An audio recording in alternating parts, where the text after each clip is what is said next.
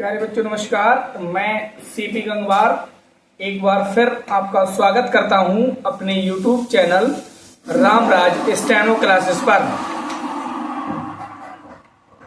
रामधारी गुप्ता खंड बन के लगातार आपको डिक्टेशन दे रहा हूं, जिसमें प्रतिलेखन संख्या 24 तक आपको दे चुका हूं। आज प्रतिलेखन संख्या 25 है, तो डिक्टेशन को लिखने के लिए तैयार हो जाइए। एक्चुअल डिक्टेशन स्टार्ट होगा 5 सेकंड बाद। सभापति महोदय, अब मैं आर्थिक मामलों पर आना चाहता हूं। मैं अधिक समय नहीं लूंगा।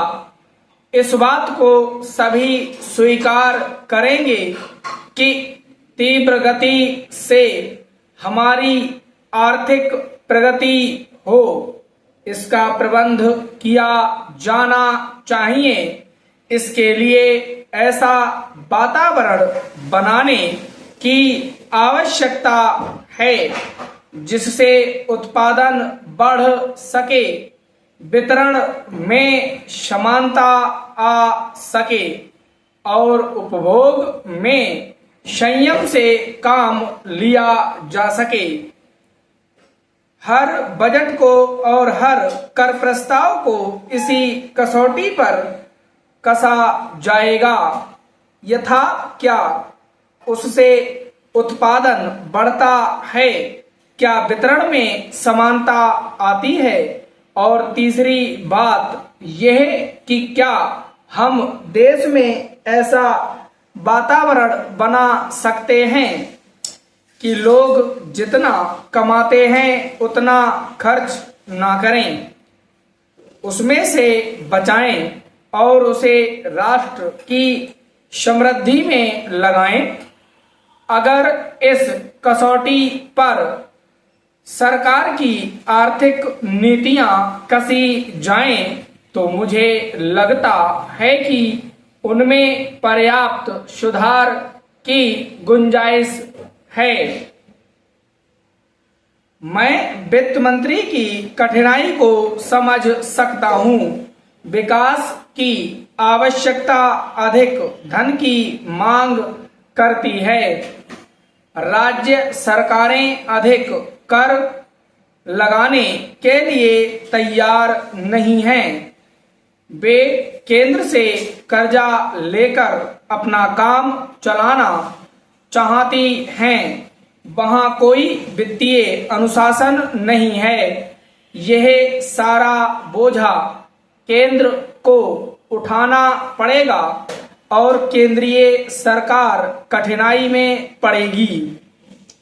इसलिए मैं समझता और सुझाव को दोहराना चाहता हूं कि राज्यों को इस संबंध में निर्देश दिया जाना चाहिए।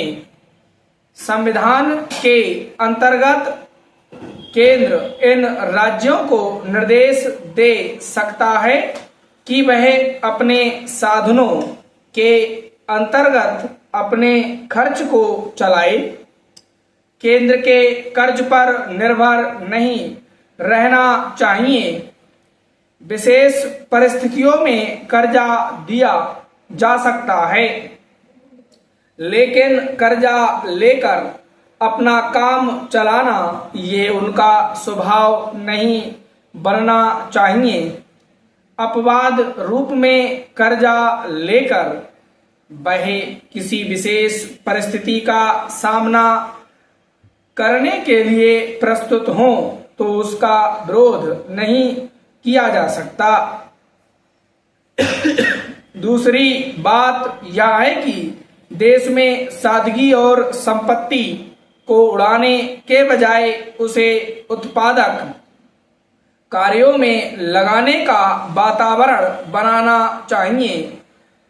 मैं नहीं जानता वित्त मंत्री महोदय इससे कहां तक सहमत होंगे, लेकिन आज देश में समाजवाद की चर्चा बहुत होती है।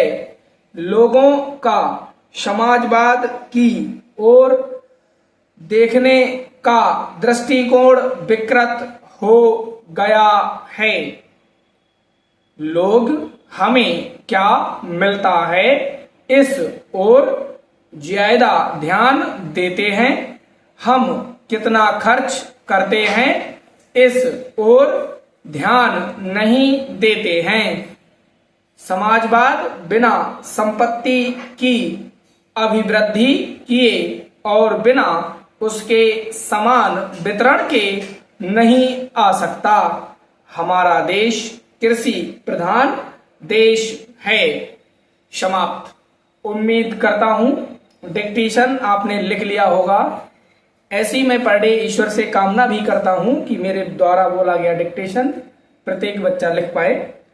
और फिर भी अगर आप नए हैं, नहीं लिख पाया है, तो इसकी आप स्पीड कम कर लें, तब ये डिक्टेशन लिख जाएगा। पढ़ें, उसके बाद पुनः फिर 80 वर्ड्स पर मिनट पर लिखें और तब पढ़ें। इस तरह से स्पीड बढ़ जाएगी। Thank you.